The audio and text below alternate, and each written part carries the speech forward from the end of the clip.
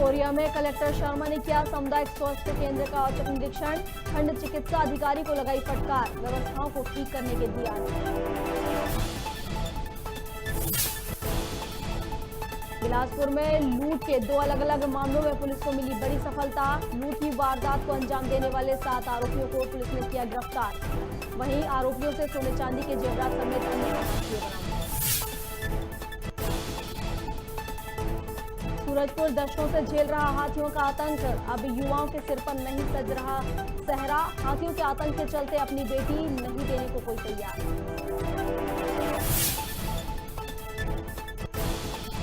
बिलासपुर में शिक्षा अधिकारियों ने परीक्षाओं को लेकर लिया निर्णय। लोकल परीक्षाएं ऑनलाइन कराने की कही बात। एनएसयूआई कार्यकर्ता कर रहे थे ऑफलाइन परीक्षा का विरोध।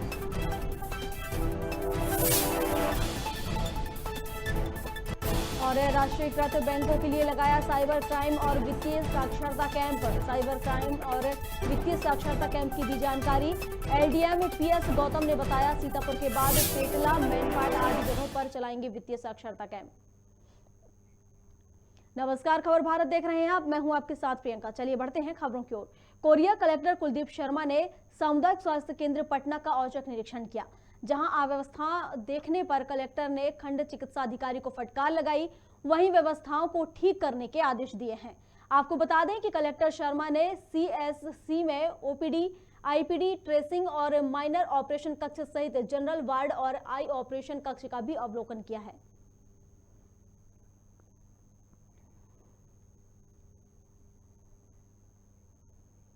बिलासपुर में लूट के अलग अलग मामलों में पुलिस को बड़ी सफलता मिली है।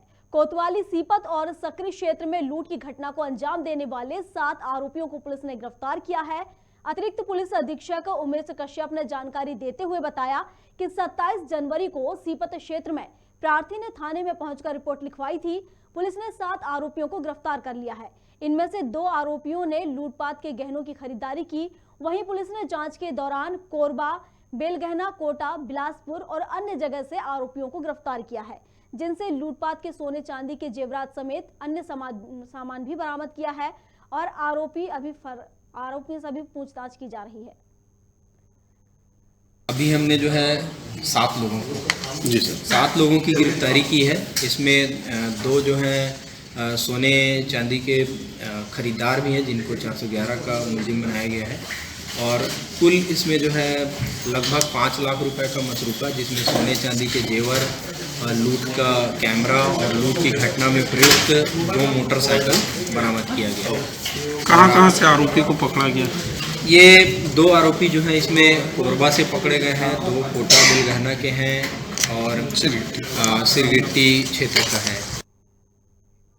मुंगेली में लोक सेवा केंद्र के संचालक दुर्गेश साहू के ऊपर पीड़ित ग्रामीणों ने धोखाधड़ी के आरोप लगाए हैं।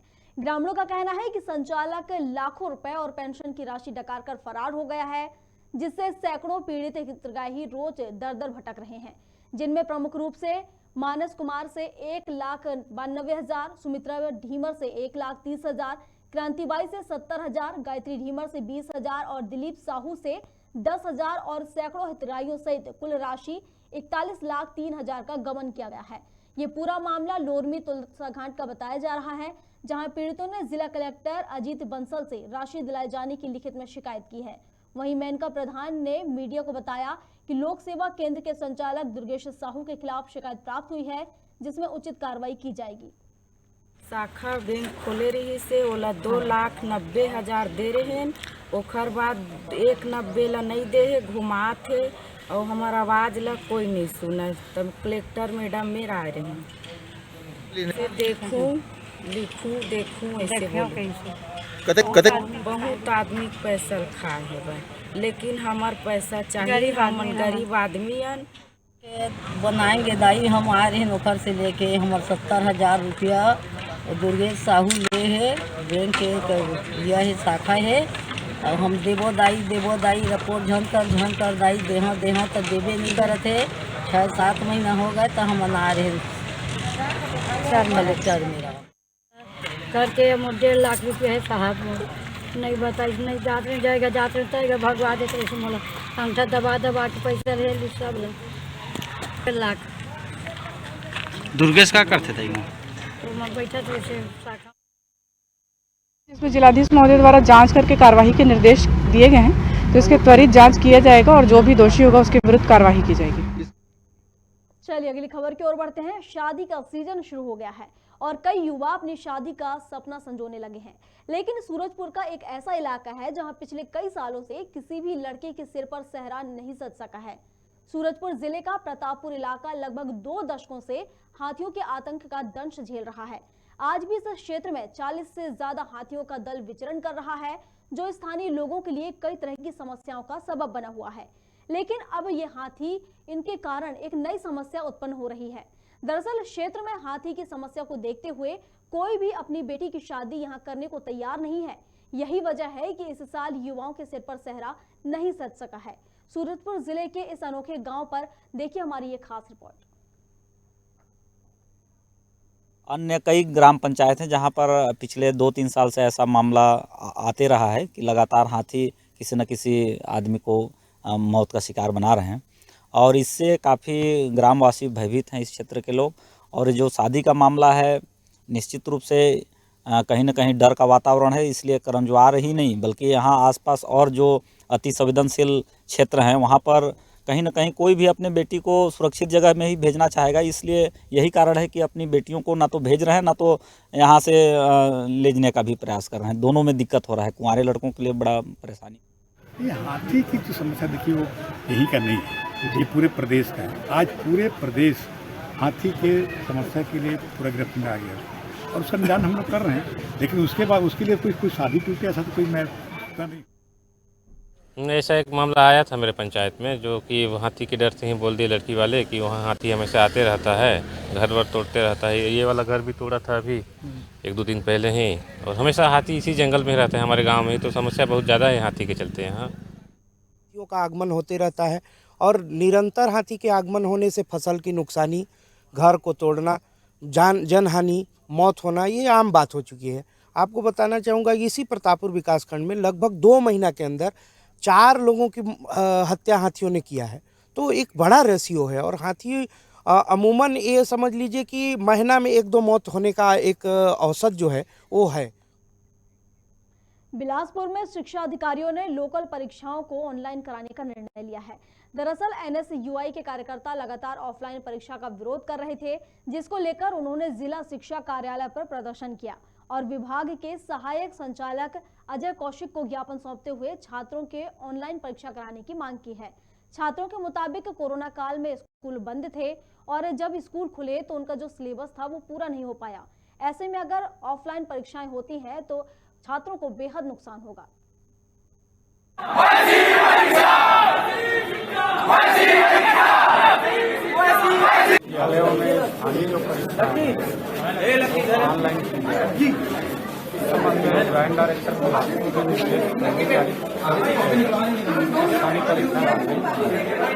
बोर्ड परीक्षा को लेकर क्या बोर्ड की परीक्षा बोर्ड के निर्देशानुसार पूरे सभी समस्त विद्यालयों के छात्रों के साथ हमारे डीओ सर को ज्ञापन सौंप निवेदन किया गया, जिसका निराकरण तुरंत ही हुआ कि जितने होम एग्जाम है वो ऑनलाइन पद्धति से लिए जाएंगे। और जब एनएसयूआई कुछ मांग करती है, ये पहली सरकार है जो भूपेश बघेल जी की सरकार है जो छात्र हित में निर्णय लेती है। सरगुजा जिले के सीतापुर सामुदायिक स्वास्थ्य केंद्र में फूड पॉइजनिंग से 8 साल के बच्ची की मौत हो गई है। वहीं 2 व्यक्ति की हालत बेहद गंभीर बताई जा रही है, जिन्हें डॉक्टर ने अंबिकापुर मेडिकल कॉलेज रेफर कर दिया है। वहीं बच्चे की मौत के बाद परिजनों ने अस्पताल प्रबंधक और डॉक्टर पर लापरवाही के आरोप लगाए हैं और भाजपा नेता के साथ मिलकर NH-43 का चक्का जाम किया है। दरअसल देवगढ़ सरनापारा के शादी समारोह में शामिल हुए करीब 18 लोगों की तबीयत खराब होने पर सामुदायिक स्वास्थ्य केंद्र में भर्ती कराया गया था, जहां डॉक्टर ने सभी मरीजों को दूषित भोजन करने से फूड पॉइजनिंग होना बताया था। 1-1:30 बजे करीब उनका डेथ हुआ। वो सुबह लाए थे। क्या शिकायत है सर बच्चे को? उनको उल्टी दस्त का शिकायत था। और सुनने में आ रहा है सर कुछ लोगों को आप छुट्टी भी दिया गया है? हाँ, 12 जन लोगों को छुट्टी दी, डिस्चार्ज है। तो क्या कारण है सर कि बच्चा जो है आज सुबह लाया गया और डेथ कर गया? वो कंडीशन उसका पहले से ही ख़राब था, रात से उसको उल्टी दस्त हुआ था, लेकिन ये लोग सुबह लाए थे। उसके बाद यहाँ हम लोग उसका 9 बजे से इलाज चल रहा था। उसके बाद अचानक को सर्टिफाई हो गया। सर अभी ये कुछ ग्रामीणों का आरोप है कि एम्बुलेंस जो है लेट पहुंची थी और उसका लेट इलाज हुआ, इस कारण उसका नहीं, लेट इलाज तो नहीं हुआ, एम्बुलेंस का तो नहीं बता सकता, बाकी लेट यहाँ तो जितना समय लाए थे उस समय से इलाज जारी था।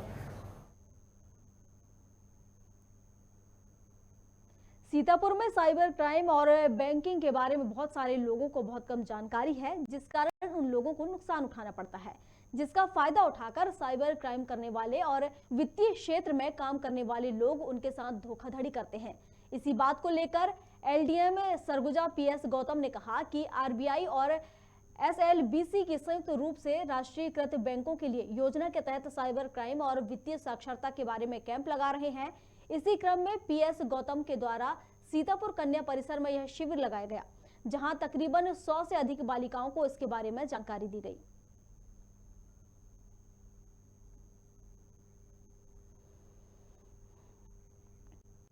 मध्य प्रदेश के रीवा जिले के जवा ब्लॉक के सितलहा में शासकीय उत्कृष्ट उच्चतर माध्यमिक विद्यालय में 12वीं की बोर्ड परीक्षा करवाई जा रही है और मॉडल विद्यालय को बोर्ड सेंटर बनाया गया है। वहीं तहसीलदार सोनी द्वारा विद्यालय का निरीक्षण किया गया। केंद्र अध्यक्ष द्वारा बताया गया कि परीक्षार्थियों के लिए पानी की व्यवस्था की गई है और बिना मास्क के कोई भी परीक्षा नहीं दे रहा है, न ही कोई विद्यार्थी चुटका लेकर बैठा है और सभी विद्यार्थियों की जांच करके ही परीक्षा हॉल में उन्हें बिठाया गया है। करने आया हूँ जी सर। 10 बजे से 1 बजे तक परीक्षा संचालित जी सर है और प्रातः 9 से 9:30 के बीच बच्चों को बुलाया गया है। तो पहले जांच करवाते हैं और किसी प्रकार का कोई चिट फिट न रखें जी। केवल प्रवेश पत्र ले जाने की अनुमति है जी सर। और जांच के पश्चात तो हम 15 मिनट पहले 10 बजे से पेपर 15 मिनट पहले प्रश्न पत्र वितरित कर देते हैं, तो पढ़ने का समय देते हैं। एक भी सर कुछ स्टूडेंट मुझे बिना मास्क के दिखे, उन पर क्या उनको हिदायत दी गई है। आपके टीचर परीक्षा जो आपके टीचर के मास्क है वो भी गैर नहीं ठीक। आज उनको निर्देश दिया गया है, पहले भी कहा गया था कि सभी स्टूडेंट प्लस पर्यवेक्षक मास्क लगा करके आए। अब उनके लिए अगले दिन फिर से कहा गया है कि मास्क जरूरी है। बच्चों के लिए मान लीजिए ठीक है, जल्दी जल्दी में फर्स्ट पेपर तो आ गए, लेकिन शिक्षक जो है वो उनको भी निर्देशित कहा है। शिक्षकों को तो कहा गया हाँ उनको भी कहा गया है। मंदसौर जिले के सुबासरा में उच्च शिक्षा मंत्री डॉक्टर मोहन यादव ने महाराणा प्रताप महाविद्यालय सुबासरा के नवनिर्मित भवन का लोकार्पण किया। बता दें यह भवन करोड़ों की लागत से बनाया जाएगा। वहीं इस कार्यक्रम में कैबिनेट मंत्री हरदीप सिंह डंग, गरोट विधानसभा के विधायक देवीलाल धाकड़ और कई आला अधिकारी सहित गणमान्य नागरिक उपस्थित रहे। वहीं ओलावृष्टि की राहत राशि भी सिंगल क्लिक के माध्यम से 1,86,000 से अधिक कृषकों के खाते में डाली गई। महाविद्यालय के अंदर बहुसंकाय व्यवस्था के अंतर्गत केवल आर्ट अभी जो पढ़ा रहा है, आगामी सत्र से कुछ नए कोर्स खोले जाए जिसमें साइंस और कॉमर्स की मांग की है। मैंने उनसे कहा कि ये बात सही कि कॉमर्स साइंस तो खुलेंगे ही खोलेंगे, साथ ही साथ इसके साथ साथ जो आप एग्रीकल्चर, हार्टिकल्चर या और ऐसे कोर्स जिन कोर्स के माध्यम से हमारे बच्चों को आगे समय में रोजगार मिले, ऐसे 87 प्रकार के कोर्स हमने लिस्टेड किए हैं। अगर विद्वानों के साथ बैठ करके वो उन कॉलेज में अपने कोर्स को लागू करेंगे तो हमने अपने सीमित संसाधन के बावजूद भी कुछ मार्ग बनाया जिन मार्ग के बलबूते पर हम उनको पढ़ा सकेंगे। जैसे सेल्फ फाइनेंस में वो जो कोर्स पढ़ाना चाहे तुरंत मंजूरी देंगे। अगर सेल्फ फाइनेंस में कठिनाई है तो जन भागीदारी के माध्यम से हमारे जो लीड कॉलेज के प्रिंसिपल हैं उनसे हमने आह्वान किया कि आसपास के ऐसे कॉलेज जो अभी अपनी जड़ जमा रहे हैं या थोड़े नवीन स्थिति में, उनके लिए वो वहाँ से अतिथि शिक्षक की व्यवस्था करें। को बड़ी सफलता हाथ लगी है, जहां अधिकारियों ने अवैध रूप से बियर ले जा रहे आरोपियों को गिरफ्तार किया है और कब्जे से 75 पेटी बियर जब्त की है, जिसकी कीमत लगभग 5,80,000 रुपए आंकी जा रही है।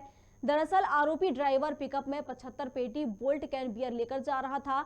आबकारी विभाग को जानकारी मिलते ही अधिकारियों ने टीम गठित कर आरोपी को धर दबोचा। वहीं 2 आरोपी मौके से अभी फरार हैं।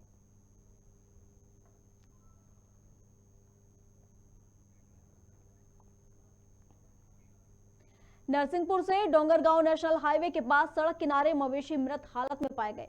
कर्नाटक और महाराष्ट्र बीड के मवेशी ये बताए जा रहे हैं। मृत मवेशी की खबर लगते ही प्रशासन में हड़कंप मच गया और मौके पर पहुंचकर प्रशासन ने पंचनामा बनाकर कार्रवाई शुरू कर दी। वहीं 20 बैलों को जमीन के नीचे दफन किया गया। ये पूरा मामला पशु तस्करी से जुड़ा हुआ बताया जा रहा है, जिसे लेकर नरसिंहपुर एसडीएम ने बताया कि यह पशु बैल हैं जो तस्करी कर कहीं ले जाए जा रहे थे और संभवतः वाहन में दम घुटने से इनकी मौत हुई है। ये नेशनल हाईवे जो है जो जबलपुर की ओर जाता है, वहाँ डोंगर गांव है। डोंगरका के पास राजस्व और वन की सीमा पर सूचना प्राप्त हुई थी कि कुछ मवेशी मरे हुए डले हैं। कल जो है राजस्व विभाग, पुलिस विभाग, वेटनरी और पंचायत ग्रामीण विकास के सभी अधिकारियों ने मौका का निरीक्षण किया और पाया कि वहाँ पर 21 बैल थे। सभी बैल हैं वो, जिसमें से 20 मृत थे और एक जो है जीवित था। और ये सभी बैल जो है यहाँ की ब्रीड के नहीं हैं, ये कर्नाटक या महाराष्ट्र के जो है प्रथम दृष्टया प्रतीत हुए थे। पीएम कराया गया, प्रथम दृष्टया पीएम में सफोकेशन से मौत होना बताया गया है वेटनरी के द्वारा, और पीएम के पश्चात उनको वहीं पे दफन कर दिया गया है। एक गोवंश जो बच गया था उसको गौशाला भेजा गया है। नर्मदापुरम शहर का ऐतिहासिक रामजी बाबा मेला माघ पूर्णिमा पर रामजी बाबा की समाधि स्थल पर लगाया जाता है। मेला में रामजी बाबा की समाधि पर मत्था टेकने के लिए भक्तों का सैलाब उमड़ा। बता दें कि मजार और समाधि पर दोस्ती की एक मिसाल नजर आती है। दोनों संतों की दोस्ती उनकी मजार और समाधि पर भी दिखती है। समाधि पर जहां मजार का चिन्ह है, वहीं मजार पर समाधि का निशान है। कहते हैं कि रामजी बाबा की समाधि के निर्माण के समय समाधि के शिखर पर छतरी अपनी जगह पर नहीं लग रही थी।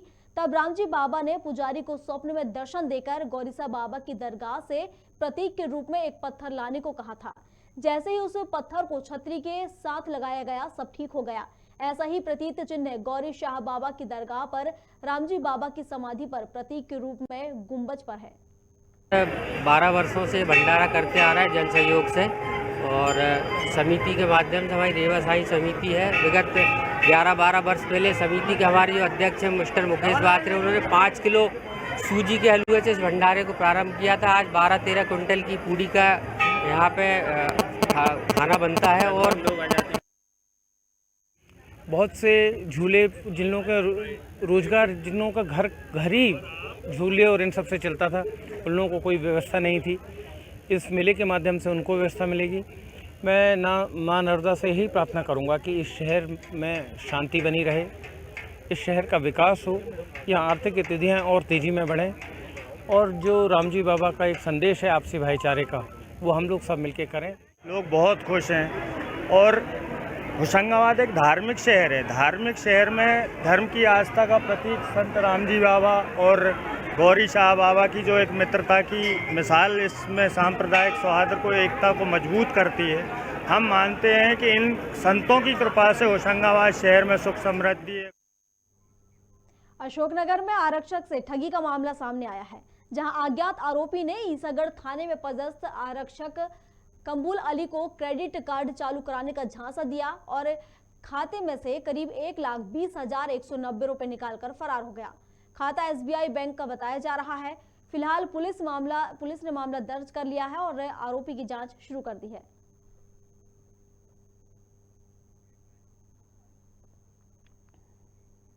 पुलिस अधीक्षक विपुल श्रीवास्तव के निर्देशन में पुलिस के अंधकत्ल का खुलासा किया गया है और हत्या करने वाले 5 आरोपियों को गिरफ्तार कर लिया है। बता दें, कुछ दिनों पूर्व एक अज्ञात पुरुष का शव मिला था, जो कि ग्राम खिरैटी में नर्मदा नदी के किनारे मिला था, जिसकी सूचना पर तत्काल पुलिस टीम वहां पहुंची थी और मौका मुआयना कर मृतक के शव को बाहर निकाला था और वहीं कार्रवाई शुरू कर दी थी, जिसमें अब पुलिस को बड़ी सफलता हाथ लगी है।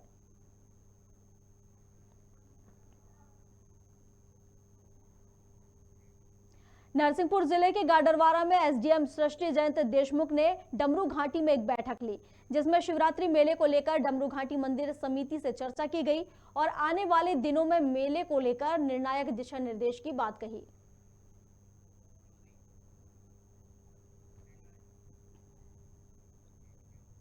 खबर भारत में खबरों का सिलसिला लगातार जारी है। अधिक अपडेट्स के लिए आप बने रहिए हमारे साथ और देखते रहिए खबर भारत। नमस्कार।